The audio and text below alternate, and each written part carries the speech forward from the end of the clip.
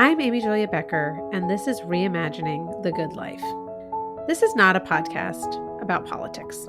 I'm going to work hard to make sure it doesn't become a podcast about politics. As I've already said, it is a podcast about reimagining the good life. And every week, I say that we are here on Reimagining the Good Life to challenge assumptions about what makes life good, proclaim the inherent belovedness of every human being, and envision a world of belonging where everyone matters. So, when politicians say or do things that undermine the inherent belovedness and belonging of everyone in our society, or when they challenge the idea that everyone matters, I want to talk about it.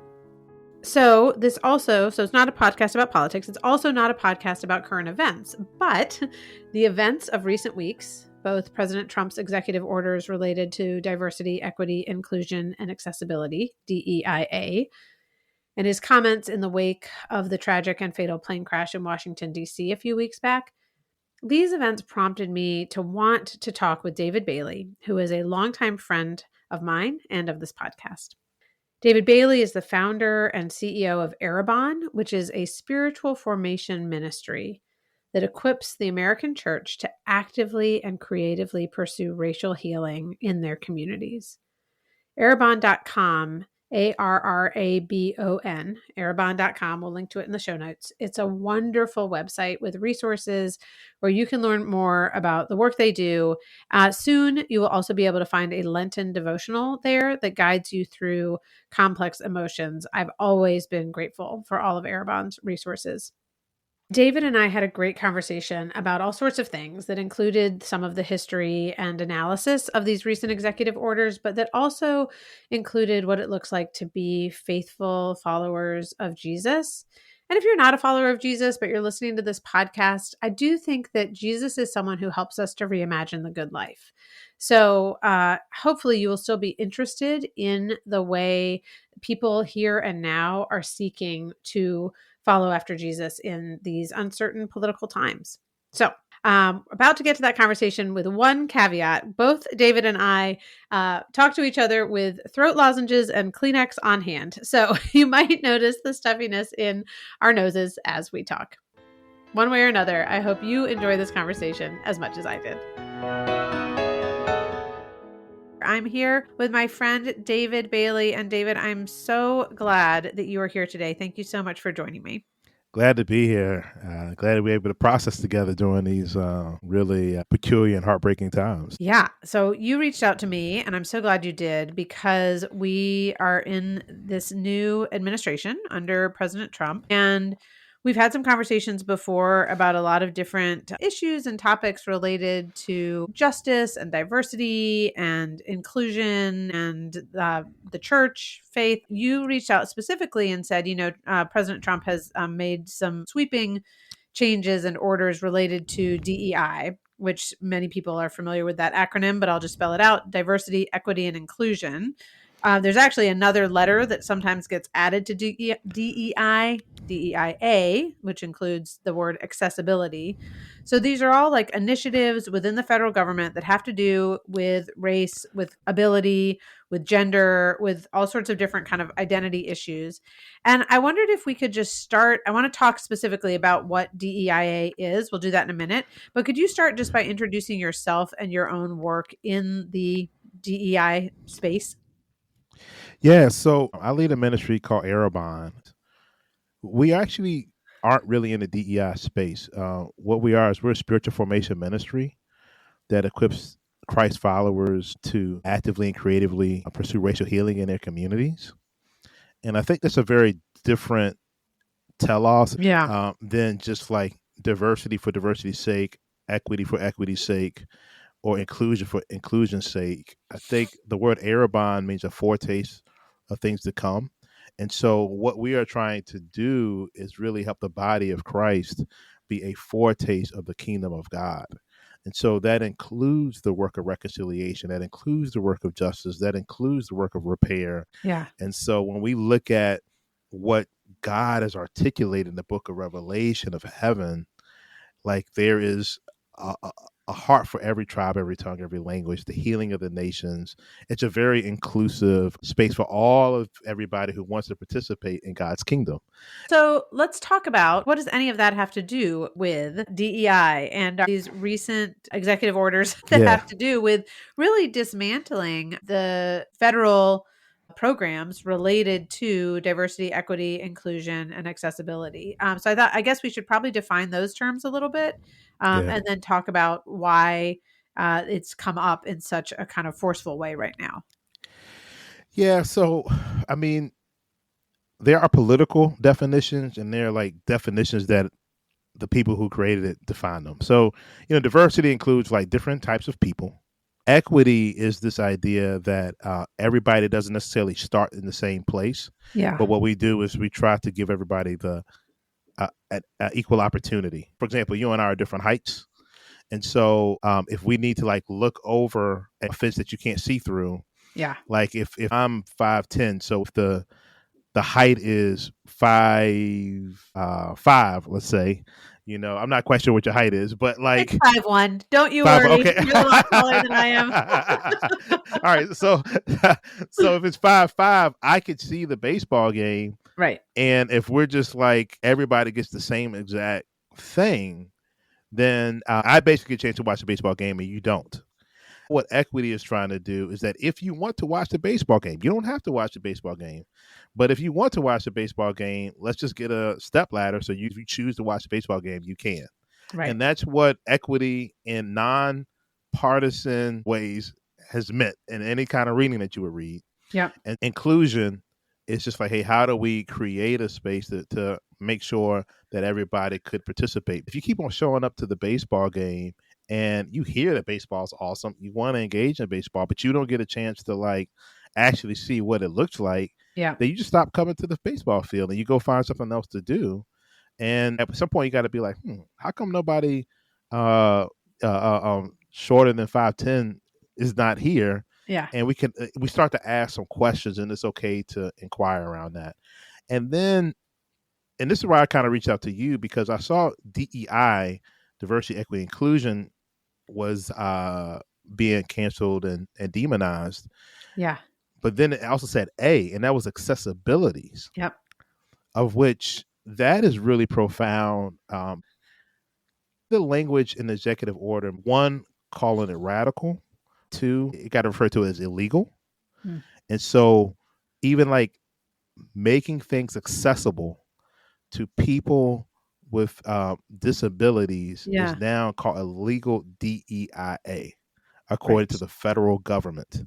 And the challenge of this is that like for most of us who are able-bodied, like the likelihood that somebody will have a disability is pretty high at some point in their life. You're right. It's Right. very, very high. And so some of us are born with disabilities, and other of us get to an age or something happens in our life where we become disabled. Yep. And now to learn about this and to intentionally engage and work to be accessible to people is now being demonized by the government as being illegal. Right. And there's so many problematic implications there. I was actually just at a workshop talking with some parents who had just moved from DC to New Jersey. And they have an autistic son who's in his 40s, and he worked in a mailroom in a government building for 20 years. And they said it was great. He was really good at his job.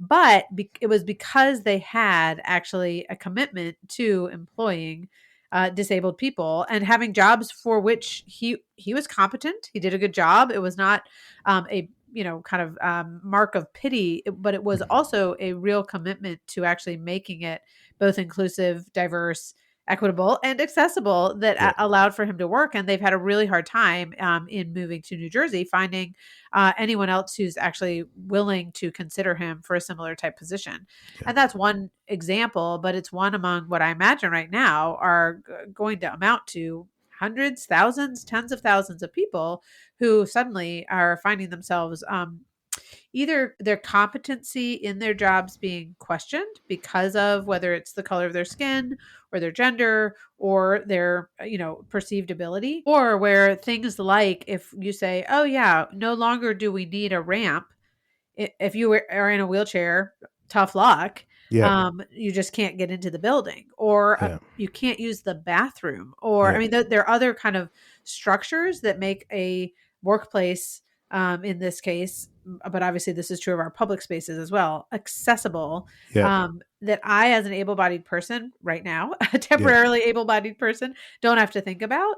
But if I were using a wheelchair, there are places I would not be able to go. And that could include my workplace, especially if the federal government says you don't have to think about that anymore. Yeah, totally. And there's this kind of concept that I learned from a lady named Barbara Newman, who I've been on a significant journey with. Between you and Barbara, I've like learned a ton about how to think about folks with different abilities. And I got introduced to her. It's called universal design. Yeah. It's like when you start to have buildings with multiple levels. Yeah. Of course you can have stairs, but everybody doesn't get a chance to walk upstairs. And so the federal government said, hey, we need to have elevators so that there could be accessibilities to people. You need to kind of figure out some ways Yeah. to create some safe ways for people who can't go up steps, can make a way to be able to go up the steps. And so Right. that's called universal design. And so you have to think about people before they actually come in. And part of what Barbara's life work was helping churches to actually think about this for people in worshiping communities. There's so many families with disabilities and they Yeah. just can't even worship because folks have not thought about people that have these particular situations. Everybody is a US citizen, so there should be some baseline just from a civic standpoint that I think Right. as US citizens we should have. But even more so, I just believe the standard for the people of God is even higher than even a fundamental civic rights, a civil rights. And so we need to be thinking about this as the people of God. So here's a statement that during President Trump's inaugural address, he said, "We will forge a society that is colorblind and merit based." And I wanted to talk with you about both of those terms. So maybe starting with the idea of a colorblind society. Where does that come from? Why might that sound like a great idea? Why might that be problematic? Like, could you just speak to the idea of colorblind, and we'll get to merit based in a minute? One thing I think is really important to understand is that we live in a time where people oftentimes that make claims of this nature want to be ahistorical. Um, why are we going back in the past?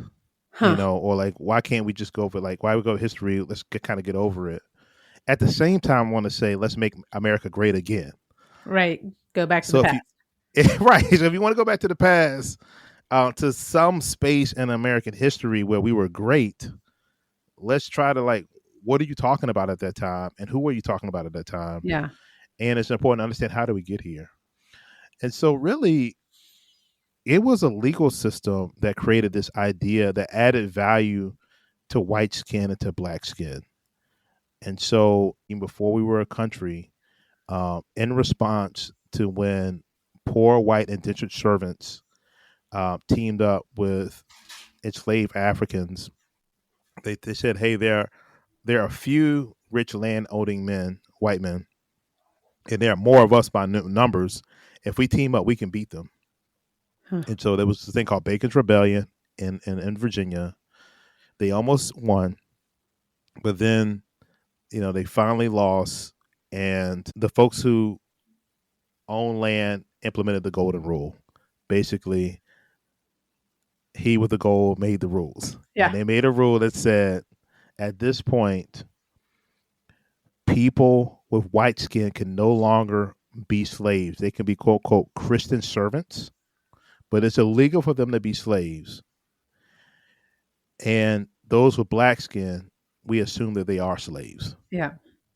So at that very moment, it created an opportunity that where white skin was privileged legally, and it didn't change the economic status of poor white people. It just changed their mentality about what it meant to have white skin. It gave somebody who they could look above and somebody they could look down on. And it put a non-citizen status on black people. And this is even before citizenship. This is like colonial times. But Yeah. this got grandfathered in during the time of citizenship. Folks who were white men that owned land for at least 2 years Yeah. could then at that point become a citizen. Your ability to become a citizen was connected to white skin. And so white skin gave you accessibility to full ability to move freely and take up the benefits of American society. And this was all the way up until 1968, but then the laws weren't enforced until Right. the mid 1970s. Yeah. There was a misdirection of reverse racism that is happening when somebody says, hey, because of the ways that our laws have worked for centuries, Yeah. that if we allow some accessibility and really try to be intentional to create equal opportunity for people who have come from historically marginalized communities, then that is reverse racism. And I mean, like any type of sin, I'm sure that there are going to be cases where people have engaged in racism against white people. But universally across the board, it's not a blanket statement of reverse racism when you include intentionality when it comes to trying to create places of equal opportunity for folks of historically marginalized communities. So let's talk about what that looks like. Like, you gave the example of, trying to look over the wall and how I physically just can't do that unless I'm Mhm. given a step stool. Doesn't Mhm. mean I'm not capable of seeing or even of wanting to see, but it just is like I can't do it unless I'm given that way to stand up. And I think one of the times when people talk about reverse racism is if we seem to be unjustly, as a policy, advantaging certain groups of people over others. And I think what you and I would say, I think, is like, well, historically, the advantage has been literally written into the law in such a way that particularly white men have been advantaged, and even more so if you are a wealthy or have some sort of economic, high status as a white man, with white women probably being kind of next in line. And then there are all sorts of other people who we're talking about, whether that has to do with, again, race, gender, ability, who have been historically disadvantaged. But so, what does it look like to give like kind of a just advantage to one group in this space? I don't know. Can you speak to that a little bit? Let me read the executive order. The one that Trump did this last week was called Ending Radical Wasteful Government DEI Programs and Preferencing. So in section 1, it says purpose and policy. It says the Biden administration forced illegal and immoral discrimination programs going by the name diversity, equity, and inclusion into virtually all aspects of the federal government. There's this blanket statement that's not based in any kind of facts or reality that says they enforce an illegal and immoral discrimination program. Then, continue to say these plans demonstrated immense public waste and shameful discrimination. That ends today, Americans deserve a government that is serving every person with equal dignity and respect, and to expend precious taxpayer resources only on making America great. Hmm. So, like, what does that mean, right? Like, Right. is it a public waste to think about diversity, equity, inclusion, and DEIA, like accessibility? Accessibility. Well, that kind of gets back to the idea of a merit based, right? Like Yeah, for a society that's colorblind and merit based. This podcast, is called Reimagining the Good Life, and one of yeah. the things that for me has been a reimagining of the good life is a recognition of how much. I mean, honestly, from a purely like self centered perspective, how much my life is enriched when I am actually encountering people who are diverse in not only their abilities and intellect and backgrounds and economic status, right? Like that's actually really good for me because of what I learn and the ways I grow. Hopefully, it's also beneficial in a mutual way because we're actually coming into relationship together. And I think about that on a social level that like you could have a vision of society, right? Like a vision of society that says this is actually a good thing. you can certainly talk about it as something that would be just, right? Like Yeah. that would be right and dignified for our citizens. But also you could say like it's actually a commonly good thing for us to encounter one another, and want to create diverse spaces in workplace and other ways. Obviously there's an argument, I guess, against that as well. What do you hear when you hear merit-based society? I mean, there's a few things. I mean, it's a mythology. I mean, if we're 100% honest, the person writing the executive order has not done anything about merit based. I mean, literally was given millions of dollars, ended up going bankrupt multiple times Right. on a gambling business. And then, you think about all of his kids that were in the office, right? I mean, it's a whole family that is in the place that they're in because of the fact of who their daddy is, who his Right. daddy was, who their daddy was. We don't even live in a merit based society, right? Like, that's just not a very true thing, right? But then also, I just think as a people of God, are we people of merit or are we people of grace? You know, Right. like I even think that there's an American mythology of pulling yourself up by your own bootstraps, of which it's important to remember the person who came up with that statement was Booker T. Washington, who was a formerly enslaved man himself that Yeah. was talking to folks who were disenfranchised and was saying, hey, we can't rely on white people to do the right thing. So we have to pull ourselves up by our own bootstraps. Huh. But when for a white person to say that means has a whole different meaning, particularly when you're one who's been given everything through your dad, and then you give everything your kids through the, to your kids, and to have this mythology of merit base, and it's really interesting. I think like in Galatians, there's just talk about like how we need to bear one another's burdens, but then also at the same time, also like kind of pay attention that we try to carry our own weight. Like you see Yeah. this reciprocity, this interdependence, not independence, but it's interdependence Yep. that we have as being a part of a family. And I think that's something that's really, really key. That again, as kingdom people, meritocracy is a mythology. That's just not the way that the world works. Like in a broken, fallen world, that's just not the way the world works. Let's not pretend like that's how it does, how it is. But then when you're actually kingdom people, because that we know the world doesn't work that way, we're folks that try to live an interdependent life where we try to bear one another's burdens, but then also to much given, much more is required, and we try to kick in a little bit of extra for those who have less than what we have. I mean, that's Bible all the way from Genesis to Revelation.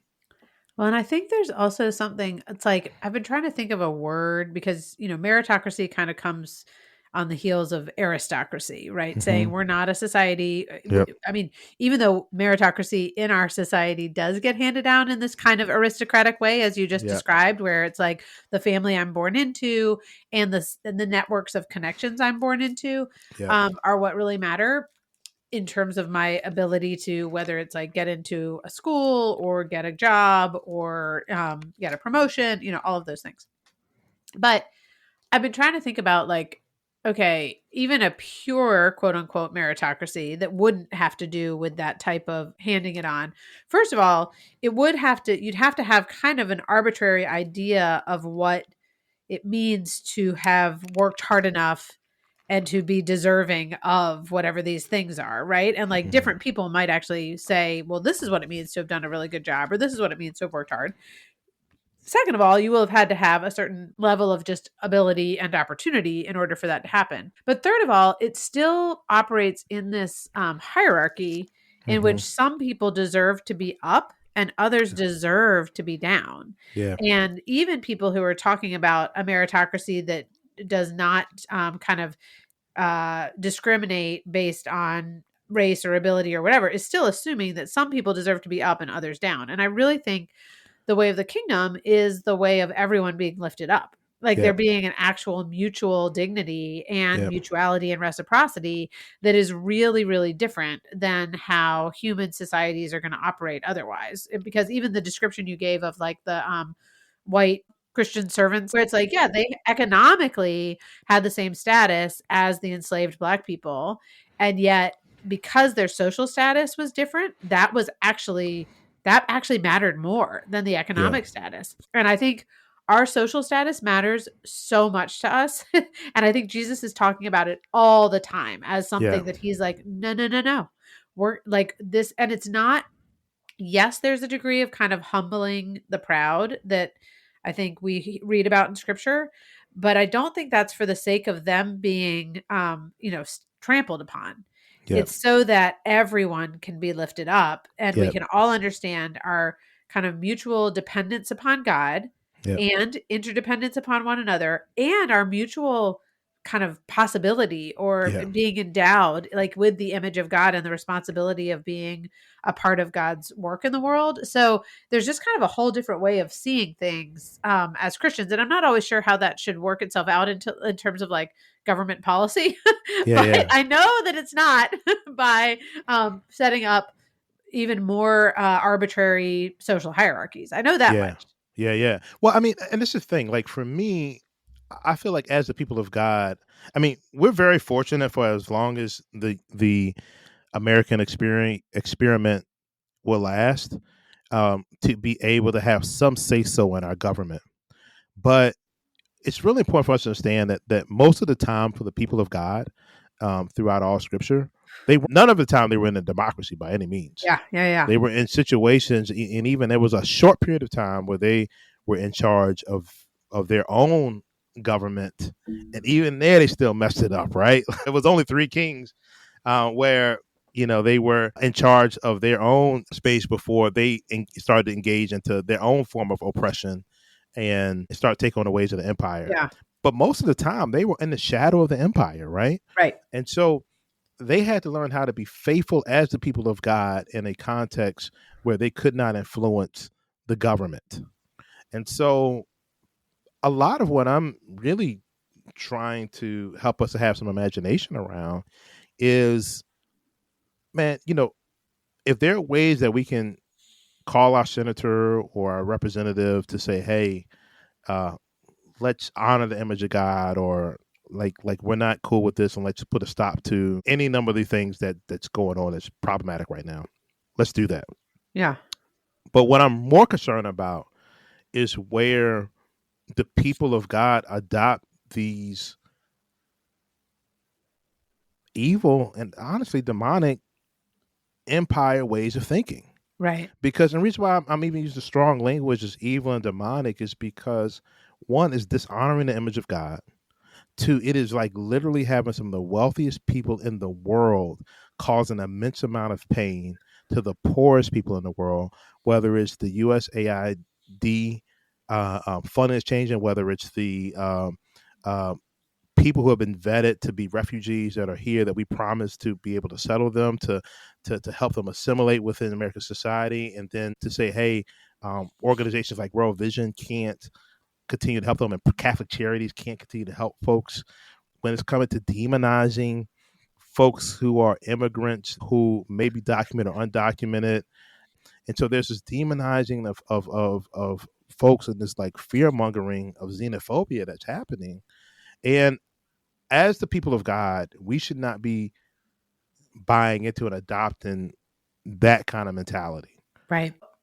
I want to pull back for a minute because there are certainly people who would say, look, what's happening right now, might be an overreaction, but it's an overreaction to an overreaction Hmm. because it was woke progressivism that got out of hand over the course of the previous, count your number of years. And this is sure an overcorrection, but a correction was still needed. Hmm. Can you what do you think about that? What I do think there are problems on quote unquote like both sides of this debate. Hmm. And it's worth naming those, which doesn't mean being in support of what's happening right now. But I just want to kind of bring that into our conversation, the ways in which we have become really polarized as a society when it comes to issues of all of these kind of identity issues that we're kind of referencing here. Yeah, I mean, I think that the Academy, Black Lives Matter, if we want to say quote unquote woke progressivism, I think that they have filled the gap that the church has left open. 11 a.m. has still been the most segregated hour, right? And it's not only segregated racially and ethnically, it's also segregated economically. So even within the same socioeconomic spaces, Yeah. most of our churches, particularly over the last since post World War II prosperity, our churches have become even a lot more socially segregated, economically segregated. When we talk about poor people and we're somebody who's like educated and or have like options, resources, financially, network wise, relationally, um, economically, and we talk about poor people, it's not folks that we actually usually know. Right. And then when we talk about immigrants, it's not actually people that we actually know, people that's infected by this. When we're talking about somebody of a different race and ethnicity and how this is being impacted, it's actually people that we actually know. And then for those who might be in ethnically, racially minorities or immigrant communities, folks are like, a lot of those people don't have the choice to engage with folks who are of a different economic or social status. And so the choice oftentimes is the person who's more economically or socially privileged in the situation. And so this is something that's really, really important to understand, that it's our mandate when Jesus says, when he's asked the question, what's the greatest commandment? And it says to love God with all your heart, soul, mind, and strength, and to love your neighbor as yourself. Jesus gives an illustration where they're crossing theological, ethnic, and social taboos of somebody who was beat up on the side of the road. And the Good Samaritan didn't ask about meritocracy, Right. didn't ask about immigration status, didn't ask about did you do something to get beat up. Right. All the Good Samaritan did was went to their pocket to stop the bleeding, to make sure the person was okay, out of danger, and said, "Hey, when I come back, if things aren't squared away, hotel keeper, I'm going to come in. I'm willing to help you." And Jesus is like, that is the example of what it means to love a neighbor. Right. So I don't. I mean, like, of course, there are fair critiques about quote unquote woke progressivism or whatever term it is, because humans are humans and they're flawed. Yeah. I mean, I lead a ministry and I'm a leader in a ministry. There are fair critiques about me as a leader. There's fair critiques about everybody. I mean, like, we're not perfect people. Yeah. So so like, when somebody who's not even like a follower of Jesus doesn't do something quote unquote right, why am I going to be upset with them because of how they're doing it, particularly when my people, the ones who have been mandated by God to love our neighbors, to love our family, and to love our enemies, aren't living into that reality? I think that's where the major problem is. So let's talk about that for a minute. You talked about how the church kind of left a void that progressivism perhaps stepped into. I've thought a lot about, I don't know if he coined this phrase, but I think I heard Mark Sayers first talk about the kingdom without a king, kind of the vision that Jesus casts for a society that has so many of these social systems dismantled and yet without the authority and honestly without the grace of Jesus Hmm. too. Hmm. Um, but what opportunity do you see for the church right now? Like what if people of faith, if the people of God were to step forward or step into what's happening right now in a faithful way, like what might that look like? I think a few of it things is that it's really important for our hearts to be tender to those who are suffering. It's really fascinating that when God formed the people of God, fulfilling the promise of Abraham to make his people, his family, into a great nation, at the end of Genesis, when Joseph was at the top of the empire, the greatest influence of Egypt, they were just a big family. It was an Exodus when they were under the foot of the empire, where God made them to a great nation. You see all throughout the Old Testament that God said to Israel, remember that you were once a stranger in a strange land. Remember that you were a foreigner. Remember that you were a vulnerable people, Yeah. and like have empathy for the foreigner, have empathy for those who are marginalized in your society. And even like it's really interesting because God, even in the Old Testament under ancient Israel, always created rooms for equity and accessibility and inclusivity for people. Like there was ways for folks who were foreigners to Yep. be included into the way and the worship of Yahweh. There was like equity, meaning everybody had to atone for their sins through sacrifice. Some people can afford lambs and other people could afford doves. Yeah. And the Right. part of the reason why we Right. know that Jesus Was poor. was poor was Yeah. because we knew when it came time for them to make the sacrifice that he brought in the poor, the accessibility sacrifice Right. Right. and the equity sacrifice, right? Yeah. Yeah. We just got to remember that everybody's made in the image of God, and that and I think part of the strategy that the political power of our time right now is trying to do is trying to flood the system with so much fear, so much demonization of the other, Yeah. so much dehumanizing of the other, but then also helping us to desensitize to the suffering of so many people. And I think it's really, really important for us as the people of God to realize it's not our job to do the job of the empire of Babylon of the United States. It's our job to learn how to like pay attention to the suffering of those who are bleeding on the side of the road, because that's what Jesus said means to love our neighbor as ourselves. So I have one final question for you related to that. I really appreciate that. I mentioned to you before we got on to hit record that when President Trump made comments about the horrific plane crash into the Potomac a week ago, he implied that it was because of DEI hiring practices and specifically the intellectual abilities of the FAA controllers that the helicopter and the plane crashed into each other with no evidence to suggest that that was actually the case.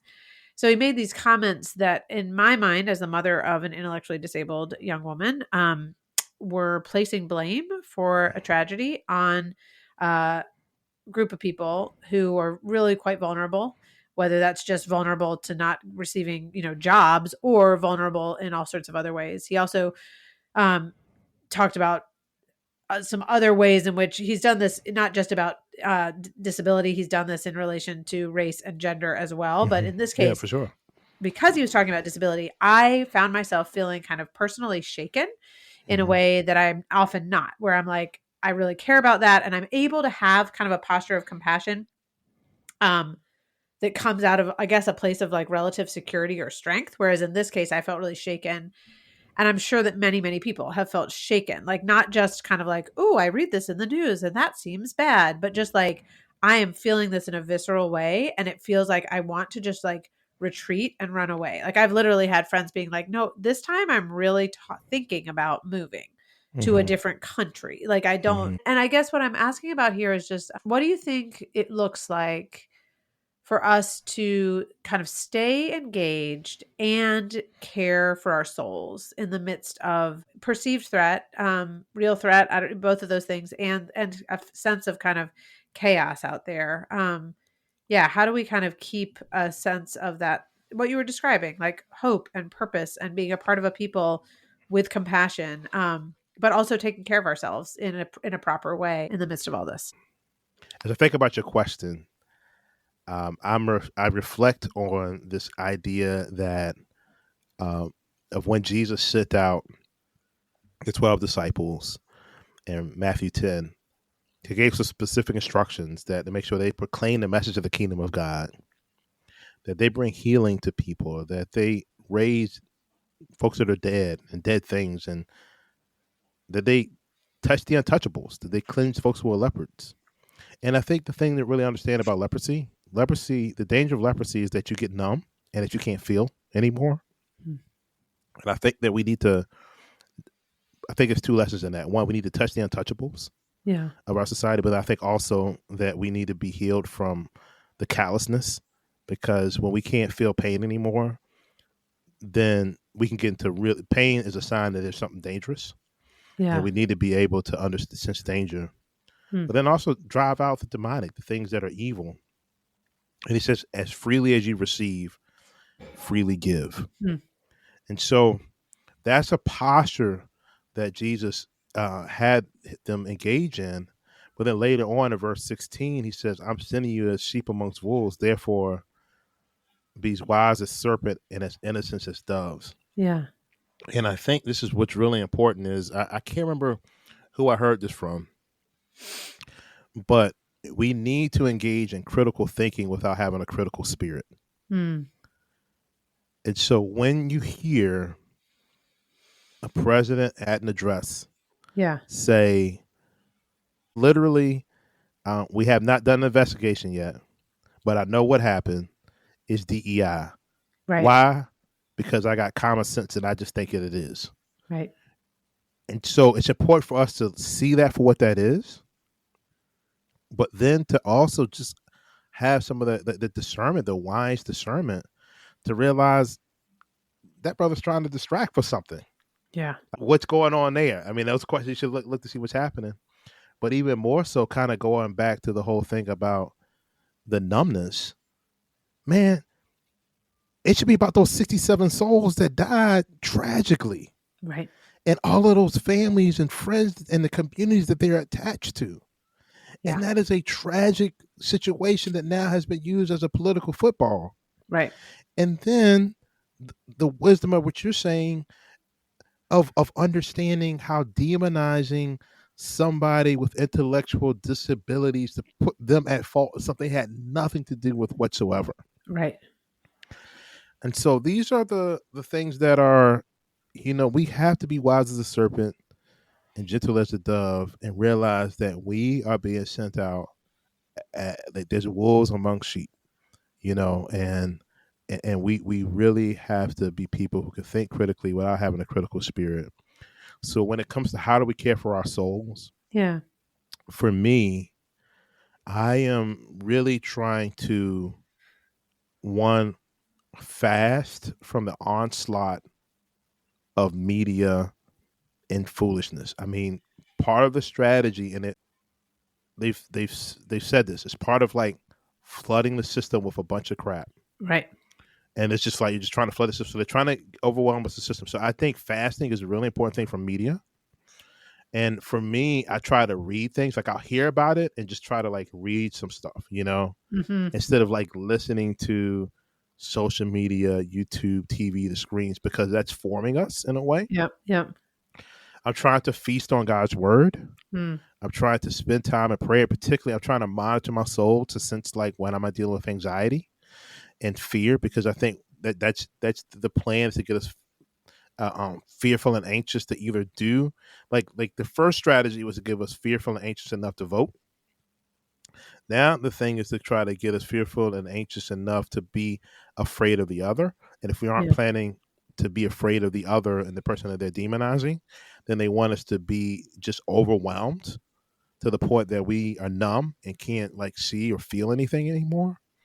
And so I'm trying to fast from that, feast on God's word, but then Yeah. also fill my soul with things of joy Mm. and things of like what's over good, pure, holy. I'm just reminded of Yeah. the text of Philippians, to Yeah. think on these things.